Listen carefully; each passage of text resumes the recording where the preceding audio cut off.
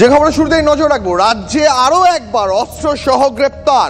উত্তর 24 পরগনার নারায়ণপুর থেকে গ্রেপ্তার বেঙ্গল এসটিএফ এর হাতে অন্তঃরাজ্য অস্ত্র পাচারকারী। ধৃতের কাছ থেকে উদ্ধার হয়েছে একটি সেমি অটোমেটিক পিস্তল, 10 রাউন্ড তাজা কার্তুজ। কিন্তু কোথা থেকে বারবার এই বাংলায় আসছে অস্ত্র কারবারিরা, জানবো। সহকর্মী সুশোভন রয়েছেন আমাদের সঙ্গে।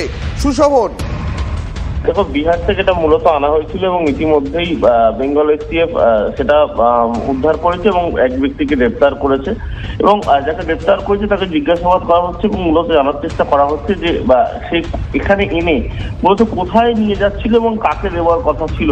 এবং যেহেতু একটা পিস্তল এবং 10 রাউন্ড গুলি, সেক্ষেত্রে গোয়েন্দাদের কাছে খুব চিন্তার বিষয় যে এই জিনিস অর্থাৎ কার কাছে পৌঁছাতো এবং যাকে গ্রেফতার করা হয়েছে তাকে কিন্তু জিজ্ঞাসাবাদ করা হচ্ছে এবং ইতিমধ্যেই গোয়েন্দারা মনে করছেন যে তাকে জিজ্ঞাসাবাদ করে বেশ কিছু তথ্য উঠে আসবে, যার ভিত্তিতে তার কিন্তু আরো তদন্ত অনেকটা এগিয়ে নিয়ে যেতে পারবে।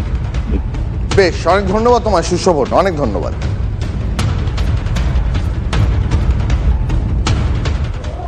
নজর রাখবো পরের খবরে। পার্ক স্ট্রিট থেকে গ্রেপ্তার বাংলাদেশি সন্দেহভাজন অনুপ্রবেশকারী।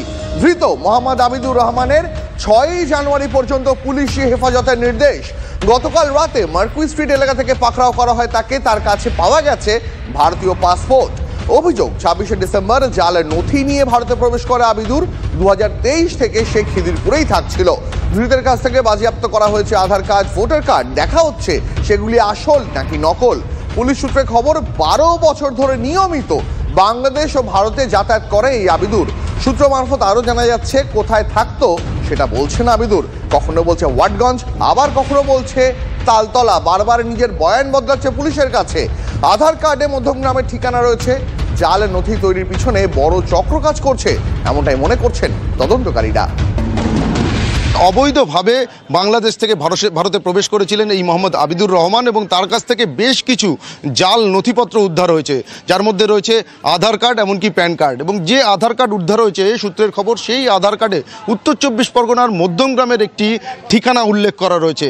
এবং তার পাশাপাশি গত 1 বছরেরও বেশি সময় ধরে এই মোহাম্মদ আবিদুর রহমান সে কলকাতাতেই একটি জায়গাতে ঘর ভাড়া নিয়ে থাকছিলেন। সেক্ষেত্রে তদন্তকারীরা যেটা জানতে পেরেছেন যে ওয়াটগঞ্জ এলাকাতে কোথাও একটি ঘর ভাড়া নিয়ে সে থাকছিলেন, এমনকি তার পাশাপাশি কলকাতাতে বিভিন্ন ব্যবসায়িক কাজের সঙ্গেও যুক্ত ছিলেন। কিন্তু তদন্তকারীরা যখন তাকে জিজ্ঞাসাবাদ করছেন, সেই জিজ্ঞাসাবাদে সে তার নিজের আস্তানা সম্পর্কে কিন্তু কোনো সঠিক তথ্য দিচ্ছেন না। কখনো ওয়াটগঞ্জের কথা বলছেন, এমনকি সূত্র মারফত জানা যাচ্ছে কখনো তালতলা এলাকার কথা বলছেন।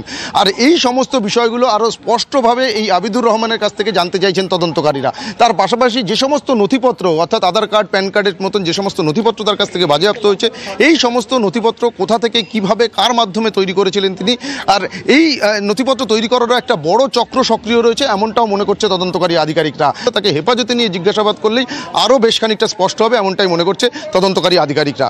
ক্যামেরায় পিকুর সঙ্গে সুপ্রিয় গুহ, TV9 বাংলা। বিএসএফ আইন বদলে কেন্দ্রীয় সরকার গাজওয়ারি করে 50 কিলোমিটার পর্যন্ত নিজেদের এরিয়া বাড়িয়ে নিয়েছে, তো তাহলে তারা রুখতে পারছে না কেন? এর ব্যর্থতা, এর যা যা দায় দায়িত্ব সবটাই কেন্দ্রীয় সরকারের। ঢুকছে কি করে? পাহারা দেওয়ার দায়িত্ব তো কেন্দ্রের, অমিত শাহের। কি করে বাংলাদেশি লোক তাহলে ভারতবর্ষে বাংলা থেকে হতে পারে, ত্রিপুরা থেকে হতে পারে, অসম থেকে হতে পারে, অন্য জায়গা থেকে হতে পারে, ঢুকলো কি করে? পাহারার দায়িত্ব তো অমিত শাহজি।